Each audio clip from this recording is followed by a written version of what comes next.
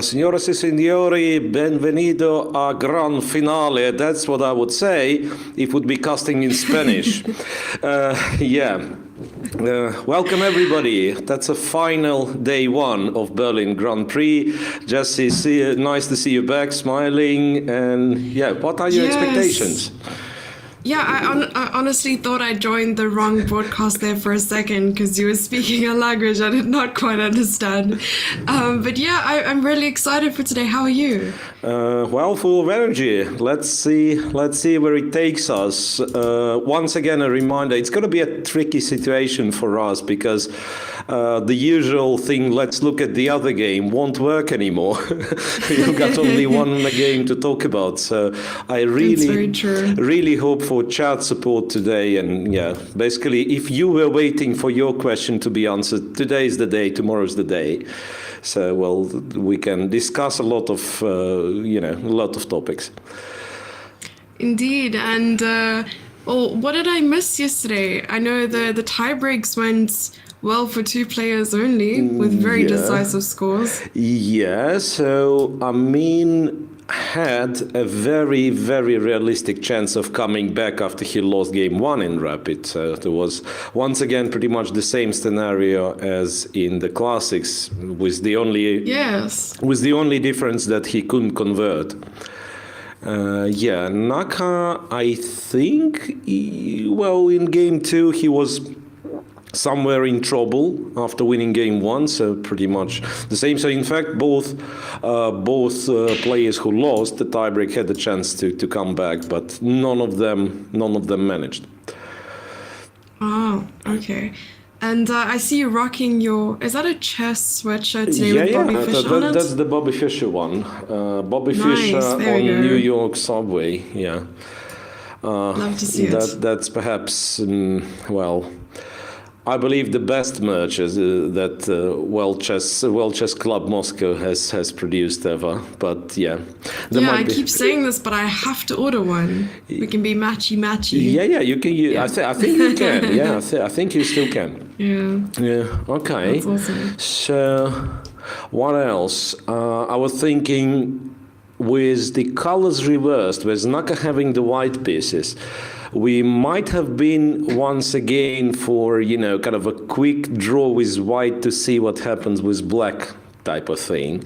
But since Wesley has the white pieces in the first game, I don't think we are up here for an easy day. So I think it will be a very serious try from Wesley Saul to try to put pressure at Hikaru. I mean, it's not that easy to beat Hikaru, as we all figured out. And I think especially so that it is the final and he knows exactly that he doesn't have to play for a win with black, which was the case in the round robins, when he was maybe taking some unnecessary risks, playing not the most solid openings as Kings Indian and other stuff. Yeah, so today I expect him to be very solid. And once again, try to survive. Yeah, perhaps the strategy is try to survive till tiebreak, beat Wesley on the tiebreak.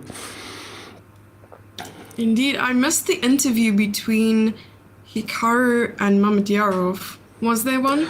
I missed it myself, to be honest. I mean, I believe it is published on World Chess YouTube. So. Yeah, so you can go check it out there. We may check it in between the commentary sessions in one of the breaks. So still few minutes before the start. For Wesley, I'm thinking the opening moves. I think Wesley, it's almost exclusively d4 nowadays.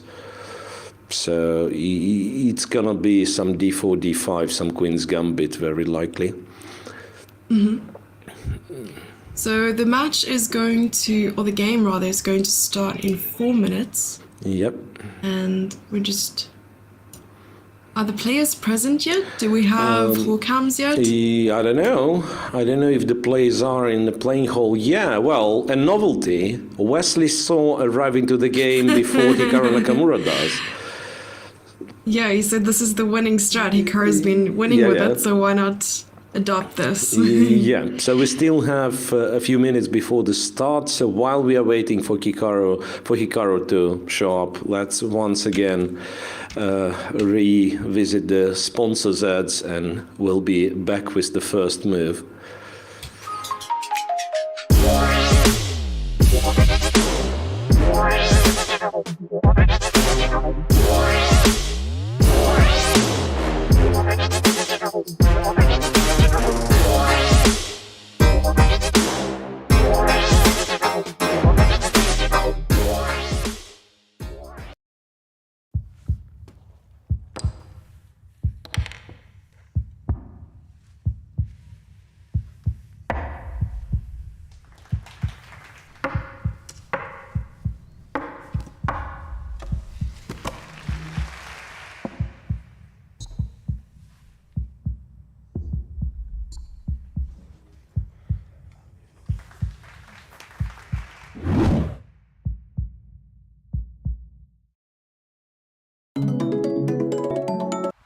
Hi, I'm Vidit Gujarati. I'm 27 years old, an international chess grandmaster from India. I'm also the brand ambassador for FIDE Online Arena. It's a place where you can play for online rating and online titles which can be recognized by FIDE officially. I feel chess is a sport which can be definitely played online, which other sports don't enjoy the luxury of. And the most important thing is that you can play from the comfort of your home, be it any time, against strong players all around the globe. And since the past 2 years, we have seen a boom in online chess. And be it for professional players or for people who have just started, I think it provides a great opportunity. In the next few months, I'll be streaming and playing games on the FIDE Online Arena. So be a part of it, and who knows, maybe we'll end up playing a game with each other. See you soon on the FIDE Online Arena.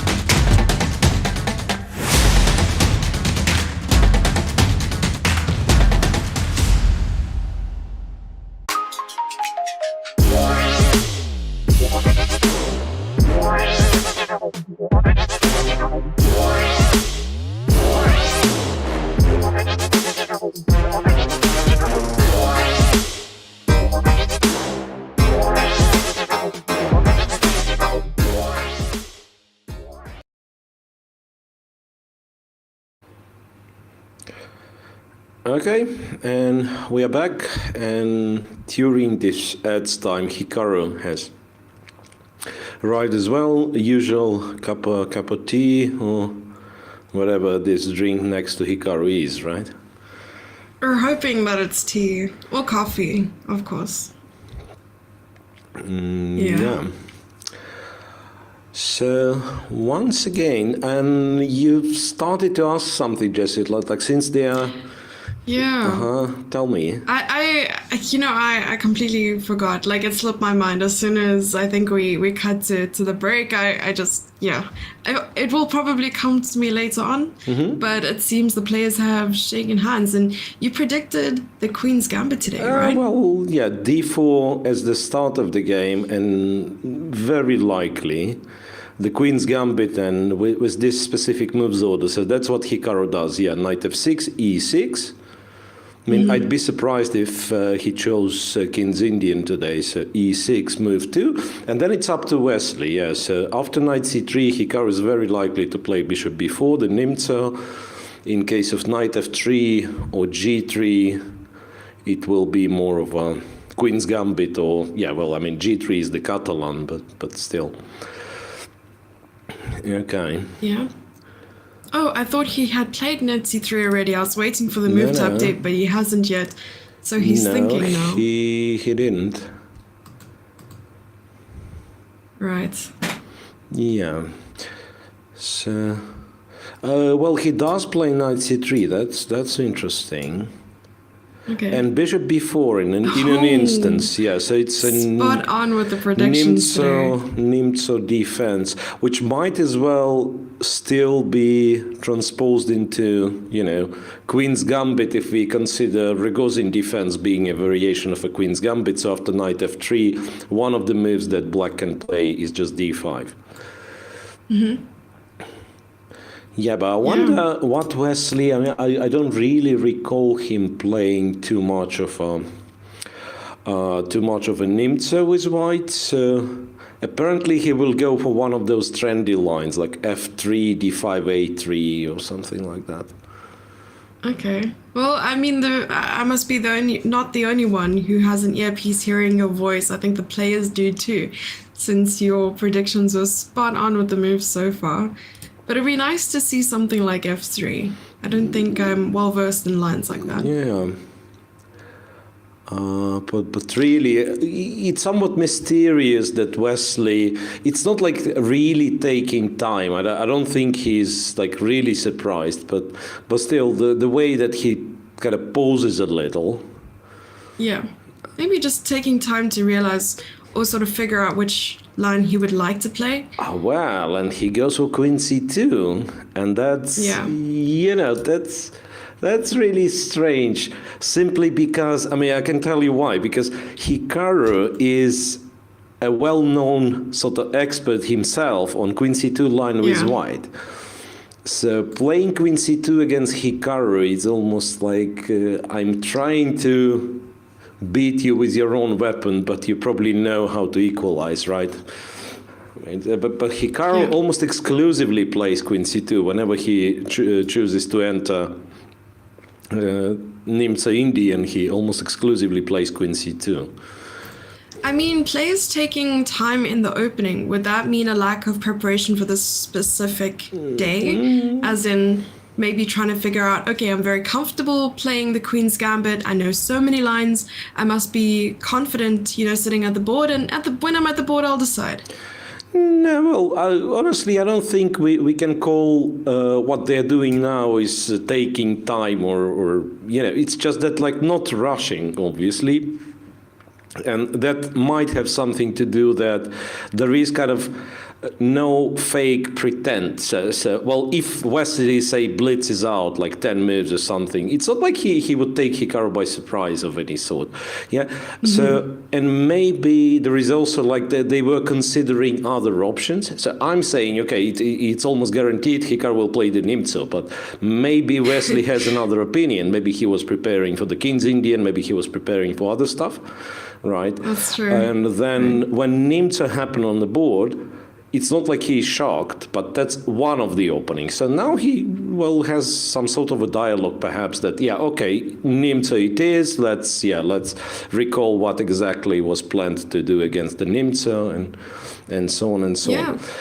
And regarding preparation, actually, Nakamura, I believe, informed the interviewee that his preparation when it came to the tiebreak against Shaq wasn't too strenuous at all. And I have a quote up here about what he said. He said, "All I did was watch movies all morning. I didn't want to do any preparation. So I was just watching movies, relaxing." So I wonder if he has the same approach about today's game. Yeah, but it might have something to do with your opponent as well, interestingly. Because Shaq might be one of the persons that it's really hard to predict what he's going to play. Mm-hmm. And I had this experience myself, like a European individual, long back, like 2005. And it was a Swiss event, and I'm paired against Ivanchuk. So I'm opening the laptop, searching for Ivanchuk, already not having such high expectations. I find more than 1,000 games. I build the tree, like every single move which barely makes sense with white was tried. Then you look at the second move and everything's played on the second move to any of your responses. And basically in 10 minutes, the preparation is done. Because you realize you cannot learn all the openings before the game. You just close it and yeah. I don't remember if I watched movies, if watching movies in the morning was a thing, but I remember not preparing, even though my opponent was like perhaps one of the strongest in my career, right? So it might have been the same situation with Mamedov, because, well, you just check, the guy does a lot of stuff. Everything. Yeah, does a lot of stuff. You, well, in this case, him, Nakamura, knows his openings and he trusts in his openings knowledge, and he says, yeah, okay, I mean, it's rapid anyway, we'll see what's going to happen. Right, but for today, for the classical game, and for the classical game with arguably someone a little bit more predictable, as Wesley So is, I guess he spent a fair bit of his time preparing, at least kind of repeating the main lines. This is surprising, though. After Queen C2, Wesley is thinking. And my question would be, pardon me, but what did you expect after Queen C2? After Queen C2, was there any? Was there a hope for some other move? Because there are other moves than castle, but there are not so many. Okay, there is C5, which possibly Hikaru has played. I mean, I'm not sure, but I think it might have been that Hikaru has played C5. Then there is castle, there is D5. D5 and castle very often transpose into one another. But castle's considered to be still the main one.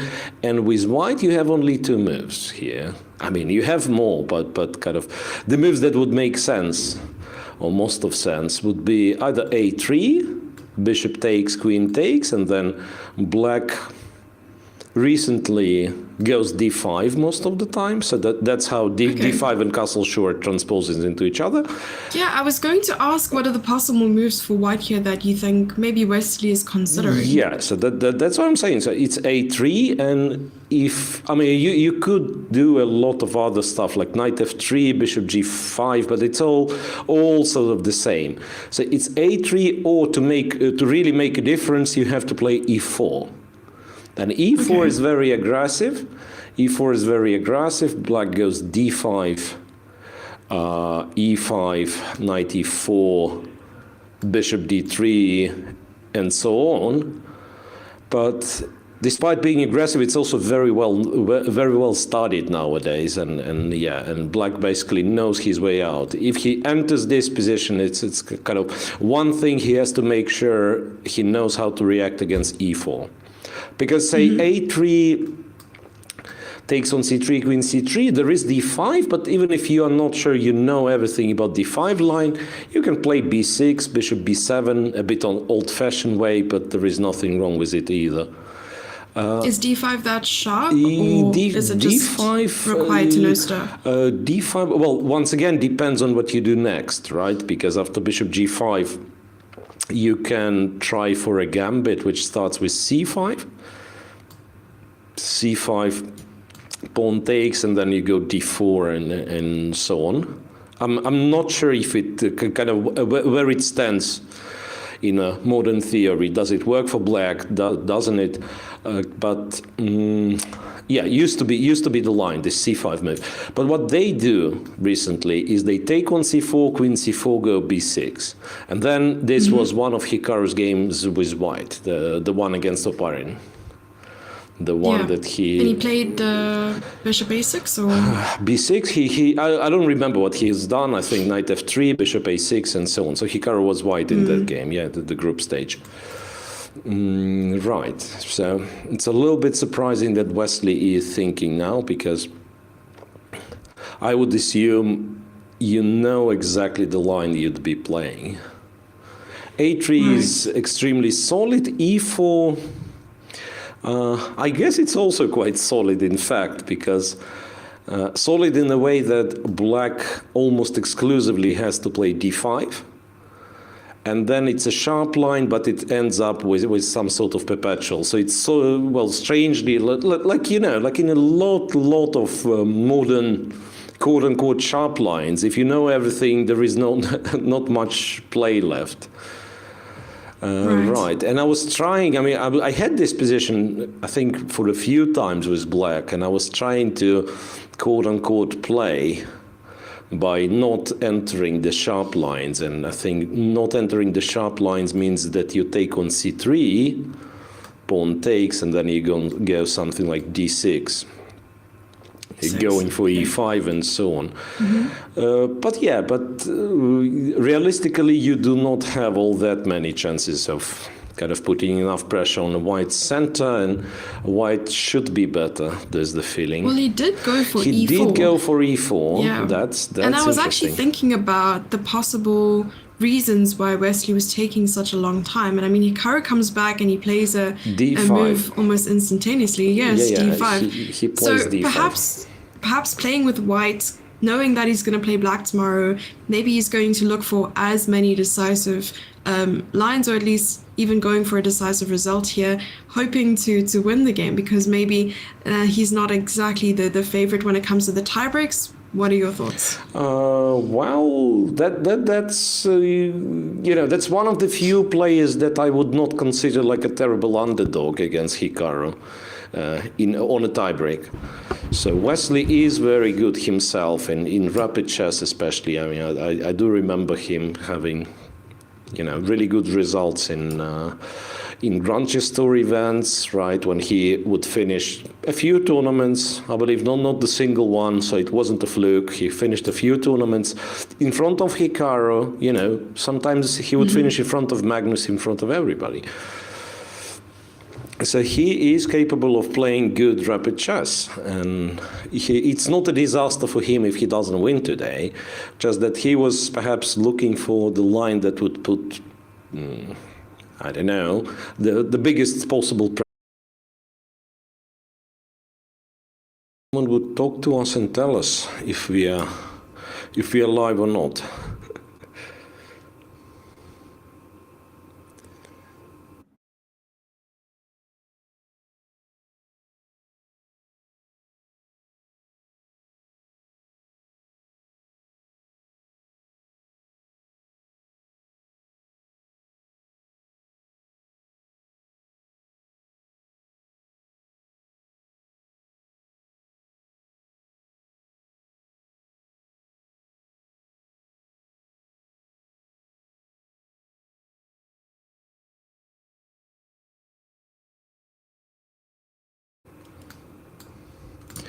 Okay, so seems that we are back.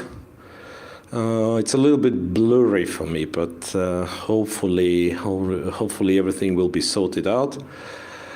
Yeah, so e4, as we discussed, Jesse, is the most critical, the most challenging move, but it seems Hikaru was ready for it. He has an hour 34 on his clock compared to Wesley's hour 21. So I would love you to sort of run me through what just happened, because it happened so fast. I think this 97 strangely looks kind of scary. Yeah, but that's exactly what they do. That's exactly what they do. So as I mentioned, I mean, this interestingly is the line that it sort of fully analyzed by that point, and strangely, some moves look surprising maybe, but there's no big thing. Yeah, Queen H4, G3, and exactly Queen H5. I think that's the line. And I wonder if our live board's going to update, because yeah, there is like 5 more moves, 6 more moves played.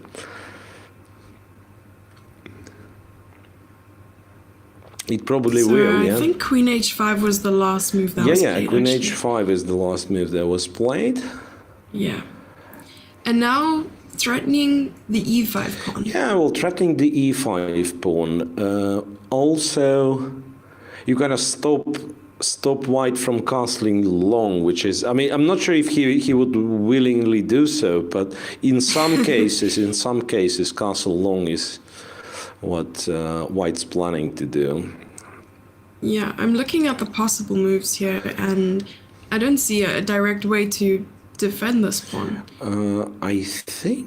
I mean, honestly, I don't recall what the theory is. I think at some point they're castling short. There is some crazy line I remember, like castle short and then g5 somewhere, trying to chase the bishop away and then capture the pawn on e5. And, you know, yeah, because now an immediate knight e5, white captures e4, and it's kind of unclear, maybe. Once again, I remember this being the line for black, but I have no knowledge of what white's supposed to do. Yeah, I remember some games connected with this g7, g5 idea.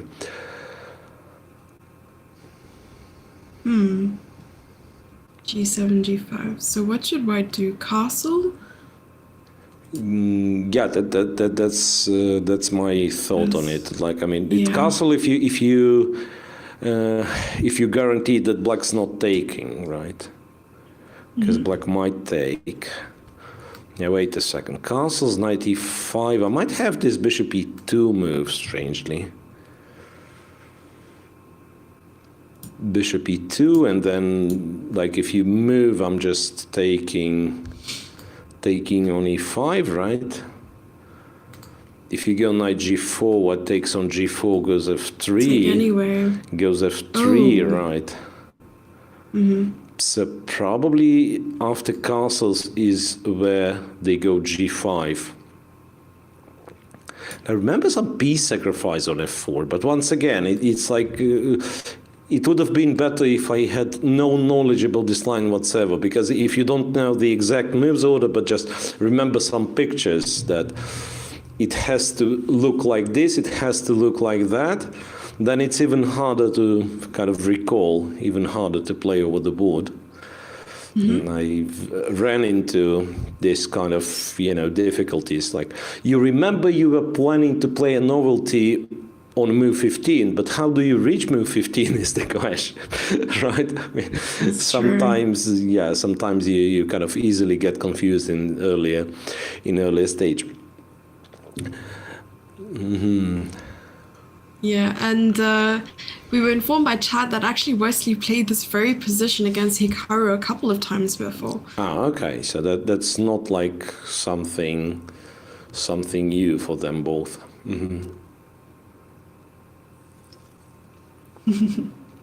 Yeah, there have been quite a few interesting, meaningful messages in the chat, right? So might as well rotate them and try to answer if there were questions, or just read them out loud. True. And if anyone in chat does have a question for Miro or myself or about the players, we'll try our best to answer them. Yeah, by all means. if you have questions to the players, that's also welcome. We do not promise to pass them to the players, but at least everyone Miro in the chat can can use see. his earpiece. Yeah. Everyone in His the chat earpiece can to the see. players. Yeah, but seriously, it's such a shame that I don't remember a single line in this opening. I mean, I used to play it with black, and I used to prepare. Oh, wow. I used to prepare against this line, so I don't even know what to say. So you're in the recovery phase from your chess career. It's time to relax and not be bothered too much about theory in general. Yeah. No, but that's once again that's one of the reasons why it's so hard to come back to play chess, right? Because theory I didn't look at theory for a couple of years now, maybe a bit more than that, yeah. And like nowadays everything is new. Like I have no knowledge in anything that is trendy nowadays. I mean, I could still play some openings of my own, some ready, some solid stuff with black, but yeah, if you want to be kind of among those who are playing fashionable lines, the most challenging lines, that you have to constantly update yourself on the latest opening trends. That's by the way what was. That's, by the way, why I was a bit skeptical about Hikaru's opening kind of preparation, right? So it's obvious that he does a lot in terms of like working on chess, even the streaming, everyday streaming he does exercise kind of the right muscles, right? So he's always in a top shape tactically and so on and so on. Yeah, but working on openings and especially kind of digging deep, trying to find new ideas, it's something a little bit different. I was going to ask about that. I mean, yes, he's in chess form, I would suppose, because like when he's streaming, it's more chess than it is variety in any case. But when it comes to actual top level preparation, is that where he would then lack? Yeah, but I got it. Why I'm kind of feeling that I'm repeating this thought and you are not aware of it, because it was the day when we were casting with Vidit, we were talking about this. Oh, right. So that's and we came to this conclusion that if he lacks any sort of up-to-date preparation, he fully compensated with being like tactically alert and so on and so on. So that's kind of streaming is still kind of chess-related work, right? I mean, you do exercise your chess basically, and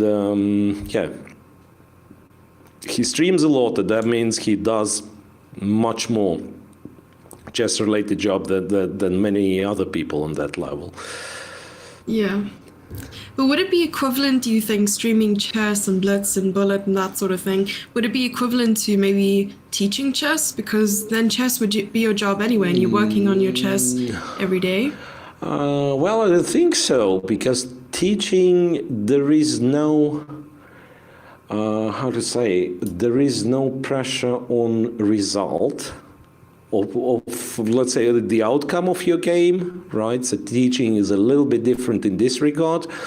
And also I want to argue that, I mean, at least from my experience, when working with a bit higher level players, you learn the openings or rather study the openings for them, right?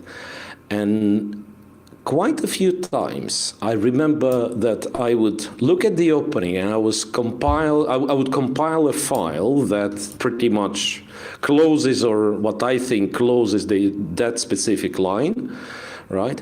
And then later on, thinking, can I play this? I mean, it's not like allowed or not being allowed. I'm allowed to kind of play my own files. It's just that I'm thinking, can I play it? And I understand not. So I've analyzed it, I've prepared, I made sure that my guy understands, but I didn't understand myself. So that's the trick with teaching sometimes, right?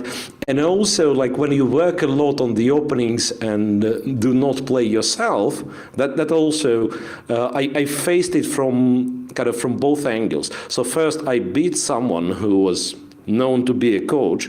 That was, once again, a long time ago. I won a game against someone who's known to be a coach, and after the opening, I had absolutely like no advantage whatsoever. And after the game, we are discussing it. He says, I mean, that's the problem, he says, that my task when I'm working on chess is to equalize from the opening. I'm not interested in the game anymore, right? I mean, I've solved my task, basically, right? Because then I have the player, I pass the file to the player is going to play, right? I just gave him a good position. And then I had the same experience myself, because, yeah, like last series tournament, I've played this St. Louis round robin in 2018 with an average of, I don't know, 26-50, let's say. And I was getting good positions most of the games. It's just that kind of playing equal position or playing even a slightly better position, it's not the same as it used to be. Yeah, and by the speed those players are playing those moves, you may guess they both know what they're doing, right? Seems like it. Yeah, so castles g5, it wasn't a false memory. Indeed, castles met with g5. Nice. He captures... It's still there, Miro. It's still in your head. Captures on d5, bishop c3, bc3, ed5. And then I think it used to be here. So you kind of somehow do not move the bishop. I always thought it was that you are not moving the bishop. I don't even know what you are doing, but you were somehow sacrificing a piece here. But he didn't. He went bishop e3, knight e5, f3, knight c5. So that clearly must have been a bit of preparation. from Hikaru. And I wonder if it is a bit of preparation from Wesley as well, because for the time being, he's a pawn down after all. It's not like he has to be terribly worried. Something like bishop f5 should probably give him enough compensation. But yeah, seeing Hikaru blitzing everything out might slightly disturb you in this situation. Some question from chat. I'm new to chess. Why is he standing up and coming back? And I see, well, quite an interesting question on our screen, right? Hikaru has the winning records against all other contestants in the candidates, apart from Caruana and Firouzja. He never played. I'm pretty sure that he's played Caruana before. Winning records, what do you mean winning records? Kind of plus score or just winning something? Well, I'm sure he's beaten Caruana. He won quite a few games against Caruana. He might be in minors though, yeah. Would he help him mentally? Well, usually it does help, right? I mean, if you have a good record against the player, but in their case, with most of the players, right, it'd be billion games by that point. Like, yeah, Hikaru's been around elite chess for quite a while, right? And most of the players in the candidates that he would face, that's like Jan, for instance, Hikaru and Jan, I don't know how many games they've played. Right, so it does help, or rather, I would go from the opposite. So, like, if you really have a terrible score against someone, that's, well, each and every new game is harder and harder to play. So it won't be the case for Hikaru. It won't be the case for Hikaru in the candidates. He has experience playing those guys. He has good scores against most of them. So yeah, that's gonna be fine. In this regard, he's going to be fine. I don't remember at all if Hikaru had played Firouzja, so I trust your comment on that. Well, Hikaru did play Firouzja. Yeah. I believe like 1,000 games on internet at the very least, maybe more than 1,000. Yes, online. I was referring to OTB, but yeah. But wait a second. I mean, it's weird even to discuss Firouzja as an OTB player. I mean, that's the thing. So he kind of taken elite chess by storm during the pandemic, right? Yeah. And there were pretty much all the same guys playing, like a couple of Wikes. What did he play? I mean, with all due respect, like, what did he play? He played a couple of Wikes. He played Norway chess. I mean, so it's very limited. I mean, he's undoubtedly one of the best players in the world. It's just that he doesn't have. Swiss, right? Yeah, I mean, he doesn't have such a record against all the others because there were no tournaments, right? That's true. So that's a little bit weird situation. Like if we would speak about someone having or not having good result against Firouzja. I mean, nobody has, because a couple of years ago there was no such elite player as Firouzja. Firouzja was, I don't know, 2650, solid Grandmaster, uprising young star, but none of a top 10 player. Yeah. Mm-hmm. So there's another question. Do you think Wesley So had a better chance of qualifying had he played the second Grand Prix rather than the first? Well, I don't think I'm in any place to comment on that one. Have difficulties understanding the question. It's like... Yeah, so basically asking, would he have better chances winning the second Grand Prix compared to the first? I mean, I do understand English. I mean, I don't understand what this question is about. Because, I mean, it's appropriate to talk after first tournament. Imagine, after tournament 1, when Wesley didn't qualify and the second tournament did not happen yet. And then it's easier to say he'd better not play here, so he would have 2 tournaments instead of 1 tournament. That kind of argument I can totally get behind. But now, like, is it sort of an attempt to say that Belgrade was an easier tournament? I don't think so. Yeah, that's why I said I am no place to comment on something No, like really, that. like it's just the one. They're all difficult. Then you have such thing as blind pairing, and sometimes a lot of strong players will end in the same pool, right? So I don't know. I think he has only himself to blame for this, right? I mean, so he did almost qualify from Berlin first stage. He lost to Dominguez I don't think like imagine him playing Belgrade Grand Prix. Would we go and say that in the group stage he would score more than +2? No. I mean, might have been not. It's not easy to say. So Might have been the other way around. in fact, yes, he so far the best result that he has shown, he's shown in Berlin 1, right in the first leg when he didn't qualify.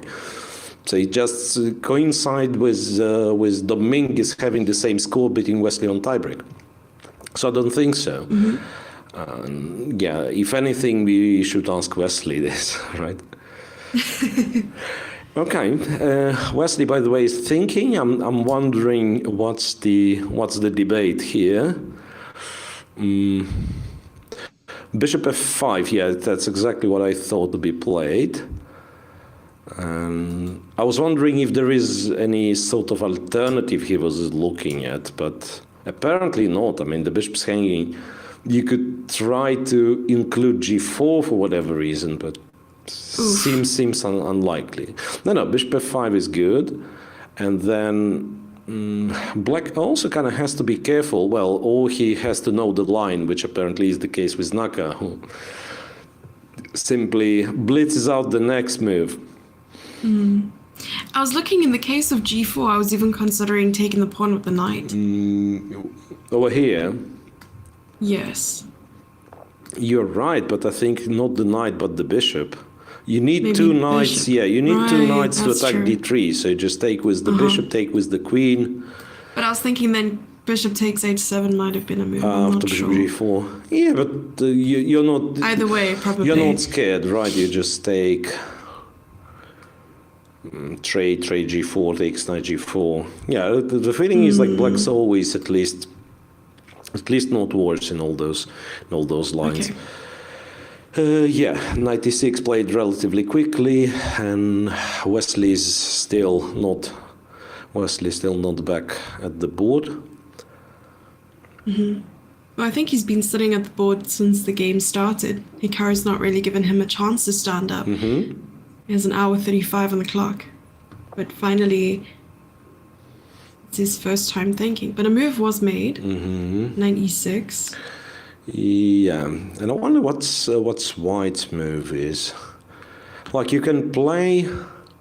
I don't know if it's good, but you can play for some sort of a trap by going rook a to e1. It's not a terrible move anyway. Like bringing more pieces. Into a center, and he does this. Yeah, exactly. Rook a to e1. As soon as you said it. Yeah, but the thing is, like, one could think knight d4, bishop d4, knight f3, right? Right. And then rook takes. And then if you take on f5, I take with the queen guard the rook. And if you take the rook, it's a little check on h7. Sneaky little checkmate there. Yeah. So rook a to e1, once again, shouldn't be a surprise for Hikaru. It's just that looks like a strong move, and therefore 99.9% it is one of the engine top choices, and therefore it is checked by Hikaru, who has prepared the entire line. I wonder what's the move is, though. Could it be that it's kind of White having control over f5 is annoying. So could it be some sort of knight g7, I wonder? Because I would really, really love White to take on c8, right? And then the rook joins, all of a sudden knight from g7. Yeah, not the best piece, but it kind of guards f5. The queen's going to go to g6 if needed. So might as well be that a move like knight g7 is, because I think if you trade, it's kind of really awkward. Because, yeah, bishop f5, as we figured out, is not very good. No, we didn't check bishop f5. Bishop f5, queen f5, my argument was very simple. Maybe knight c6, and try to state that, yeah, nothing too bad's going to happen. Yeah, maybe this... And there's a question to us. Sure. Does having more games going on at the same time make commentary easy or harder? I definitely think it makes it more interesting. What do you think? Yeah, I think we've discussed it, right? I mean, it has there has to be. I mean, there is sort of a saturation point, right? If you have like 15 games, you can't concentrate on any of them, and you probably should in reality. You should concentrate on like 2, 3, otherwise it's impossible to cover everything. But obviously, like having 2, 3, 4 games is easier for the commentators because of the magical "let's switch to the other game" thing. Right. Yeah. Yeah, it depends really. I mean, if the game is interesting, right? If the game is, full with new ideas, with the position is complex, then why not? It's just that sometimes it'd be, a boring game combined with players taking too much time to think, and it might be boring for us, but not for them. Maybe they, understand something that we don't. Maybe they dig deeper, and so on and so on. Right, and that's... Well, f4 is on the yeah, board. f4 is played. So knight c6 indeed is played. f4, yeah, trying to open up some files, perhaps. So how do we feel about f4 here? Would black take on f4? On f4, I think it helps white, kind of. I'm taking with the rook, already rook g4 is the threat. It's probably still works for, probably still works for black, but I would try not to. I would try to take, hang on, how's that? Yeah, f4. Try to take this. And maybe go g4, kind of targeting the f5 bishop and hoping to keep the diagonal closed. Rook e5 though bothers me. That's a nice move. Yeah, and I'm kind of not in time, yeah, because queen g6 would have been lovely, pinning the rook, but there is a counter pin, rook g5. There is a counter pin, and then black loses the queen and the game. So if this happens, you'll have to settle for some sort of queen h6, but then white's apparently better because he takes the pawn and like everything's more active for white. Rook g5, rook g4 still being a threat. So it's generally unpleasant. It's not clear how black is supposed to finish the development to be... We're on move 20. Do you think the players are still in theory? It might be. It might be. I mean, okay, a move ago, Hikaru blitzed out knight c6, which kind of hints at him taking a look at this position some time ago, right? Well, Wesley blitzed out f4. And Wesley blitzed out f4, so... Yeah, he spent mere seconds on it. There might be, once again, a situation where Wesley spent time that he spent, which is half an hour, more than half an hour, simply picking among a few lines that he has against the Nimzo, and then maybe in a position after g5, maybe there are, or somewhere around here, like after g5, maybe there are a few options that Wesley could have gone for. But when he finally chose what option he's going for, he still knows it for quite a few moves. That's also might be the case, right? So Chad is asking, concerning faster time controls like bullet and hyper bullet, what are your thoughts? Do you like playing it? No. What's your favorite time control? Time control for e-chess, you mean? 3+2 something. something with maybe 3+1, but something with an increment. And yeah, I'm a boomer. I am not very good like moving pieces faster with the mouse. That's part of the reason, but also I still believe that it has to be on a chessboard and not on a clock, like the decision. I mean, if you're fast enough, you should be able to, to checkmate with an extra rook. And yeah, because when I've seen those articles on internet, teaching people dirty tricks on how to flag your opponent or how to trick your opponent in hyper bullet, right? Sometimes you put the piece on an attacked square so that he automatically pre-moves some other BS move and then you win. Yeah, that's back to the argument that there is online chess and there is chess.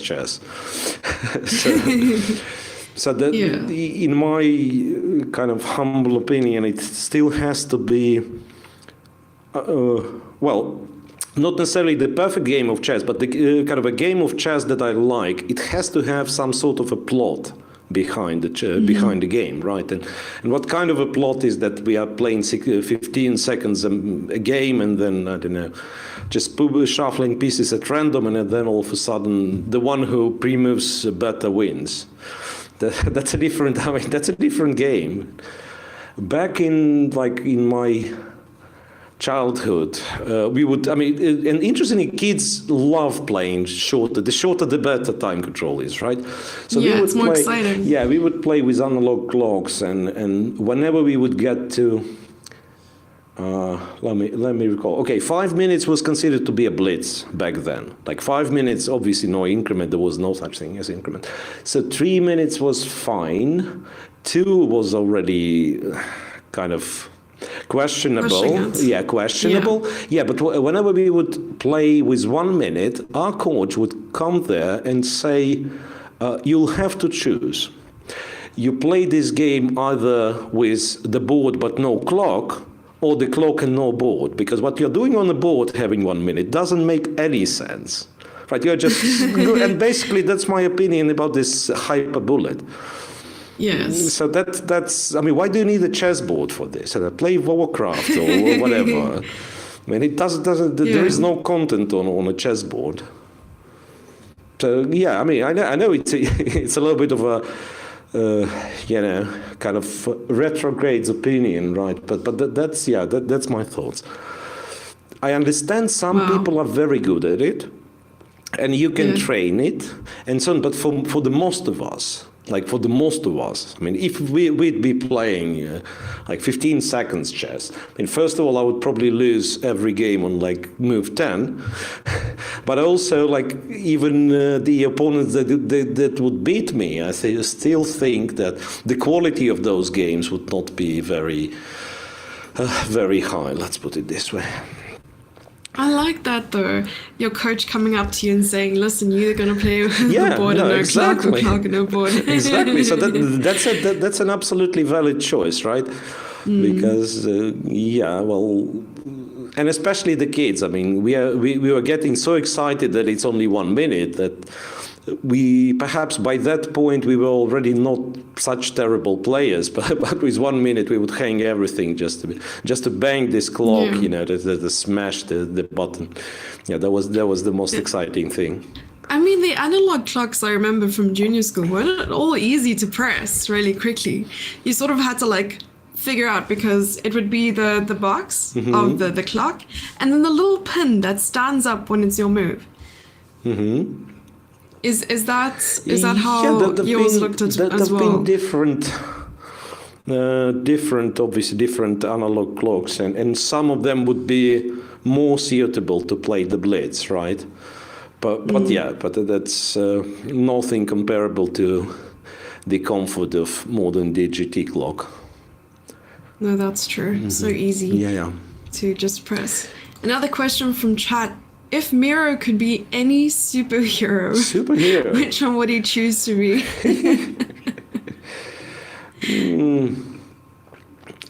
Villain, I'm thinking like. Oh wow! Chat has mentioned in the past you'd make an excellent villain.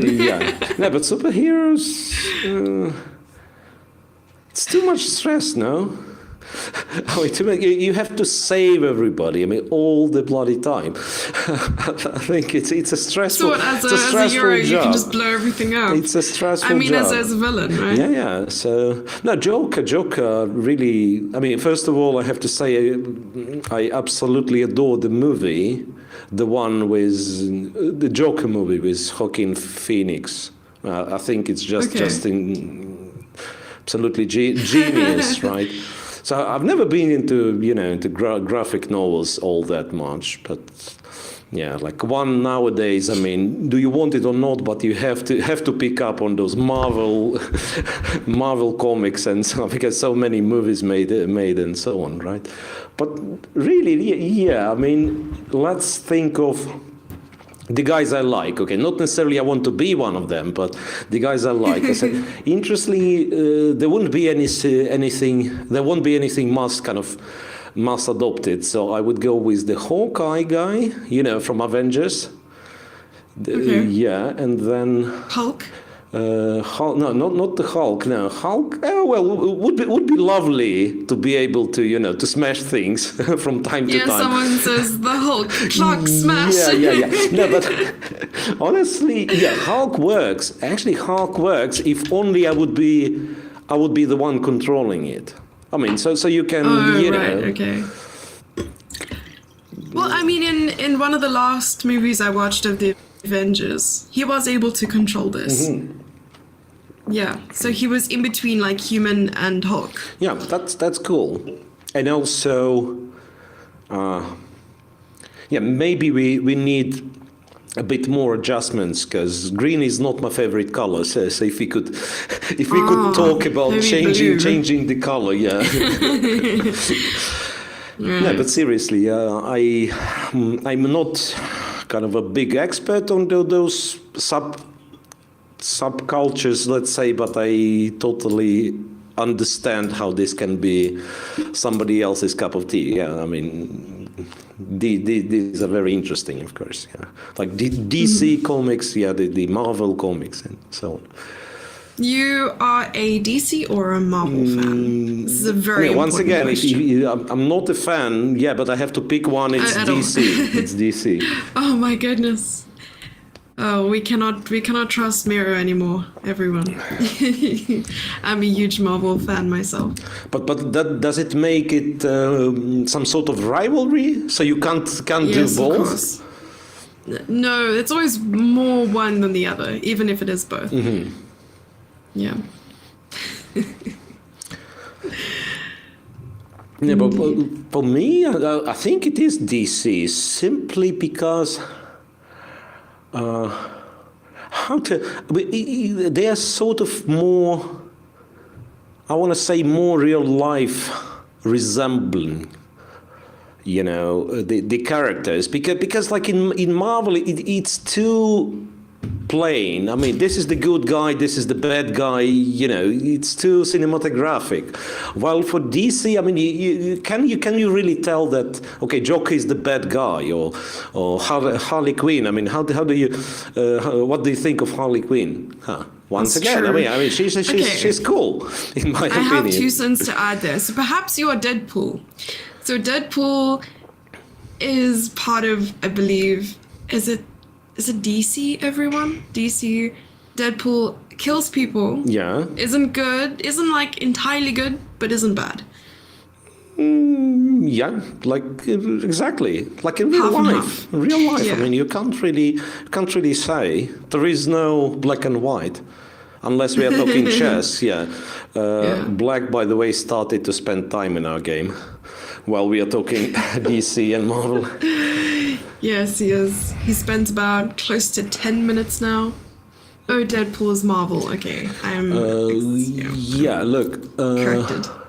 If we go back just for a second, once again, I have nothing to say about this position. I really don't know how black should continue.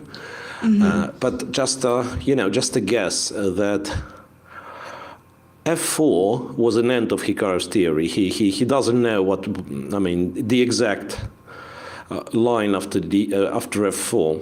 So it was perhaps a new move. Perhaps it was prepared by Wesley, since you said he played it really quickly. And then Hikaru went simply with kind of a logical deduction. So if I'm not taking the bishop, maybe the bishop goes to f6, you know. So he simply went to take on d4 because he believed this is a right move. And then he started to think. And then we have this line with, remember we were talking g4, rook e5.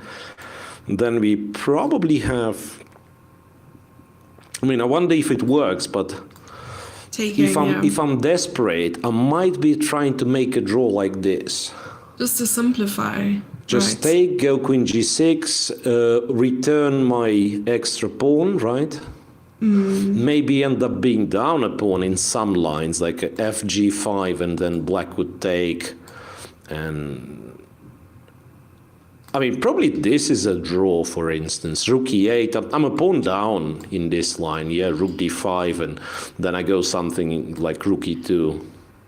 I'm a pawn down. You get it back. Yeah, but even if I don't, it's just that my task is to, once again, to liquidate the left part of the board, like all the queen side, and then 3 against 2 on the king side would not win. So this might be a decent way of trying to bail out, like take on f5, go queen g6. He captures on f4, interestingly. The one that I've originally thought was a little bit scary. Captures on f4, hang on a second.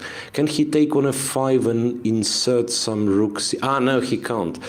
I thought, yeah, you could take this one and try to play rook c8. Yeah, but the funny thing is, you're not. And you're protecting. You're kind of not distracting the queen from protecting. Yeah, from protecting f5. Yeah, the queen was protecting f5 from c2, and it does so from c8. But the real question is what to do with the queen now. Would you play queen h6, queen g4? Maybe queen g6, because now there is no rook g5, contrary to the other line. Yeah. True, there is no rook g5, so maybe that's the plan. If queen g6, maybe the other rook to e5. Yeah, other rook to e5, exactly, but this gives us a chance to play perhaps maybe this move first. H6. Yeah, I mean, I'm not sure. He actually went to h6. He actually went to h6 already. Okay. Yeah, once again. I really like white's position, I don't know. Yeah, I can imagine black having some difficulties. But on the other hand, yeah, queen h6 makes perfect sense. Well, queen c7 played quickly. Okay, now I want to say Hikaru is in trouble. Not because no, seriously, not because I know what does it mean. I mean, what does the position mean? Simply because I think, yeah, Wesley's exuding confidence. Yeah, like Wesley was in a way hiding the preparation, if you like, right? Spending time here and there. And as soon as we entered, I believe f4 was his kind of a bomb he prepared. And as soon as we entered this position, he started to play very, very fast. And it's true.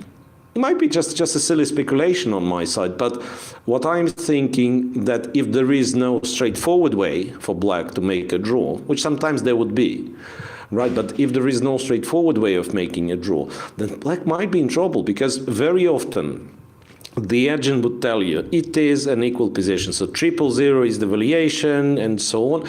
But if you dig a little bit deeper, you find out that it's white who always trying. Like, there is 5 and lines. One mistake by black. Exactly. Like, there is 5 lines for white, which lead to 000, if black replies with correct move.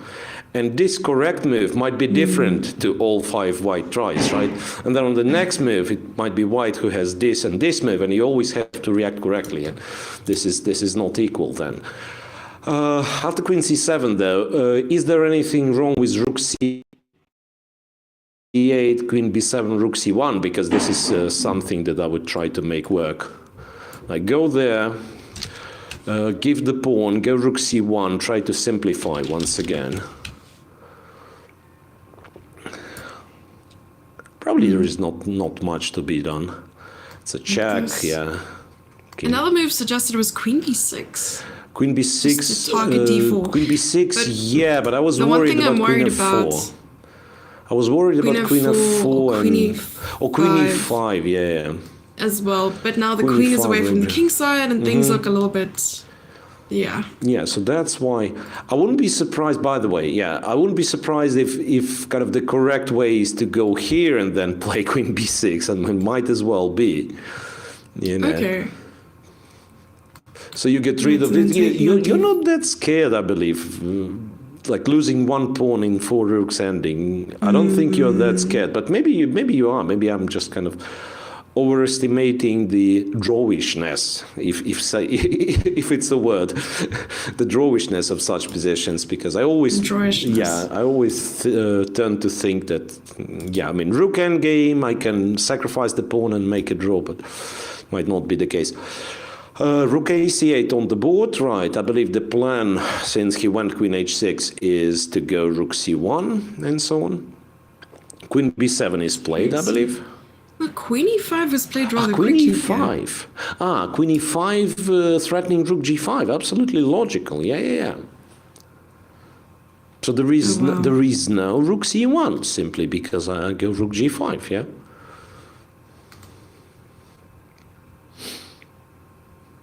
Would it mean that black's in trouble already? How do you even stop rook g5? You have to play f6, no?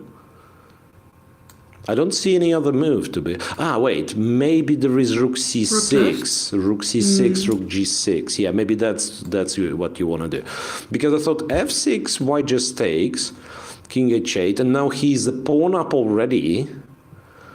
And you still kind of didn't activate all the pieces. Yeah, that one's bad. So I guess if there is a solution for Hikaru, it must be rook c6. But he might still be in a bit of a trouble, or a lot of trouble.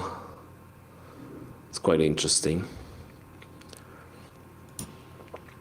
And it changed very fast from being... Yeah, I mean, to play rook c8, you have to see things like queen e5 and know that there's this rook left, probably. Maybe he fell victim of, thinking about this line as being absolutely harmless. And then he thought, okay, queen c7 is the move that I don't know. I mean, you tend to overlook moves like queen e5 sometimes if you are kind of lollified by the fact that, yeah, the position is probably not very sharp. And you think, okay, the logical follow-up would be I will go to c8. He has to take the pawn simply because, he has to take the pawn on b7, and then I'll trade the rooks and make a draw. Well, he actually does go f6, queen d5, king h8. Surprise, surprise. Yeah, well, maybe though that was nonsense what I was talking, because queen d2, I just realized there is queen d2. So the rook is threatened, the pawn is threatened, and there is also rook c2 threats. Yeah. So I should, queen d5 is good, but then you probably have to block the queen's access to c1. Maybe just go like rook f4 or something. Just not let... wait, rook f4, rook c2 though, attacking h2, right? So yeah, white also has to be careful. Might be, might be rook e2.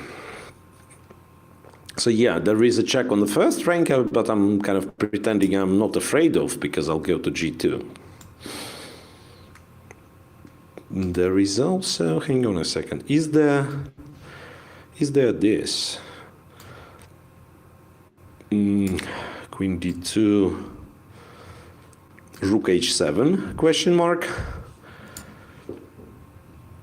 King takes and rook e7. Wait, never mind. King h6, there is no check. For some reason, yeah, king h8 is a checkmate after queen h5, and for some reason I was looking only at king g6, which might still work for black, but there is queen e4 check, I don't know, many checks.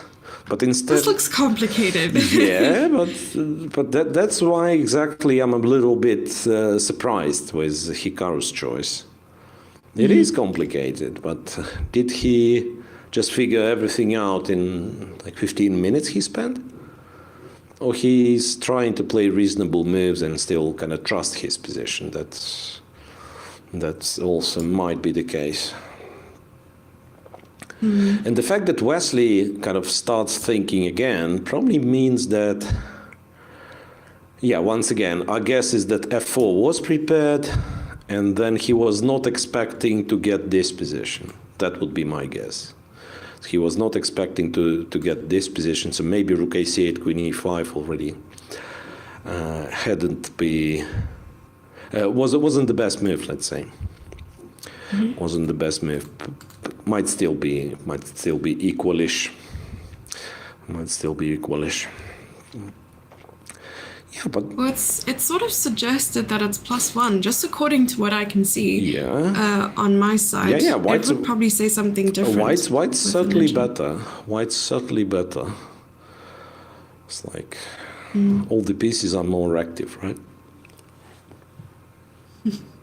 Okay, but since you know the evaluation, what's the move White's supposed to play? I mean, that's perhaps a more interesting question. What's the move? The same viewer to sort of suggest that Wesley and Naka had the exact same opening in a game before, also says that Wesley has a game in this position against Jeffrey Zong and got a winning position but couldn't convert. He's learned a lot from that game. Yeah. Okay. So there is a non-zero probability that was looked up by both, in fact. Right, because Wesley has the game and Hikaru obviously knows that Wesley has the game. Queen takes b7, yeah, and now I'm really wondering queen d2 and what? You can still play rook f1, I keep forgetting. Yeah, you can play rook f1, and after this check, you can go king g2 perhaps. But then you're probably not that much better. Rook c2, you'll have to trade a pair of rooks. And the king is not great, but do you care enough? Like rook d8, and once again, I want to claim that queen d5 is gonna make a draw, stuff like that. So probably, yeah, at the end of the day, probably black still holds. And that's a drawback of modern opening preparation. It's move 27, and they've reached this position in 1 hour. There's a lot of excitement for us. I mean, stuff that was happening on the board, but they both knew it very well. They both knew it very well. And then I wonder, like, how much of a game left? Might as well be... We have something similar to sort of what we were discussing here with rook c2, rook f2 just happened rook now. f2, yeah, now he can trade. Yeah, that's what he does. Trades on f2. Probably gonna... Oh, he actually has a choice. He can take h2 or give a check and then take on d4. Both being... I was even looking at queen h1 to like stop the mate, but that obviously doesn't work. Well, wait a second. How's queen h1? No, like before rook f2, I thought that queen h1 was a move, but I guess not. Yeah, but queen d2, queen great. d2. Yeah. Okay. Yeah, I mean, if there would be a solution to this queen d2 move, then you'd probably better play h4 in that position. Anyway. Anyway, so this happens. Trade on g2, simply because maybe you don't need to trade on g2. Maybe you can go queen h6. By the way, I just thought, yeah, maybe you can go queen h6, queen h5. Okay. Wow. Queen so h5. you currently want to exchange queens here. Queen h5, I think it's kind of a silent draw for, if I'm perfectly honest, because queen f3, queen h2, queen g2. Oh, they've It agreed on a is. draw already. There is no silent draw for it. Is draw for period. It's a very very. I mean, I didn't expect it, to be honest. That was fast. That was it. Wow. That was a 1 hour draw, everyone. That is finally an easy day at the office, right? I mean, I remember kind of complaining about those round robins when you know, all the games. That's, by the way, Jesse, that's a proper answer to how many games do you like to commentate on, one or multiple, right? Because when you have a lot of games, like everything but one can be finished in 1 hour, and you still have to That's go. true. Here, at Yeah. least, if it's a quick draw, that means Then that means another free day kind of. Okay. But that was really well played to know that much theory in a line like that. I mean, I'm pretty sure that they were both, in theory, up to move about 1920. Yeah, and well, I have to add, I don't think it's one of those, you know, quote unquote grandmaster draws, like sometimes when people would discuss the result of the game before the game starts. It's nothing. I mean, first of all, it's a different kind of a tournament, right? It's a knockout. Yes. So what's the point in making a draw if you'll have to Not play a it on? Swiss. Yeah. So it's more of a, I believe, Wesley picking up, we may say, a sharp line, testing Hikaru, and Hikaru happened to know everything. So well played, indeed. Indeed. But tomorrow is another day. Tomorrow's another day. And Hikaru has white. Yeah, Hikaru will have white. And once again, depending on his mood, I can see two potential scenarios. So obviously he's not going kind of all in, do or die. Yeah, but he might just, you know, make a game disappear in 1 hour. Same as it happened today, right? Hikaru is capable of this, and also Wesley's opening repertoire is not the most kind of fighting with black, at least, right? So it's e4, e5, and you can have your Petrov or the Berlin, and there are obviously draws in the Petrov, in the Berlin. I mean, if you want it. So that's option A. But for this, Hikaru has to believe in himself really on the tiebreak. And option B is play something and just keep it complex, but try not to take unnecessary risks. So maybe try to outplay Wesley. So yeah, not sure what scenario is gonna be. What scenario is we're gonna see tomorrow? But yeah.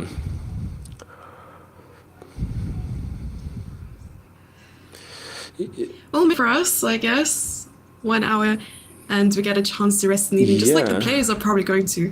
And I don't know how much time either of these players will be spending on preparation, but to be honest, I hope that we get an interview and that we see sort of what they were thinking about. Yeah, well, we'll probably wait for an interview. I mean, if there is one, simply because, you know, sometimes we are not getting the ability to show the interview live, and it later will appear on the YouTube channel, right? So I'm not sure. Okay, yeah. So there won't be live interviews, as I was told. So yeah, that's it, guys. That's it. And yeah, that was quick, but there'll be more tomorrow, right? So please join. The final will continue tomorrow, and quite possibly after tomorrow in case of another draw. So yeah, see you then. I'll see you tomorrow. Yep.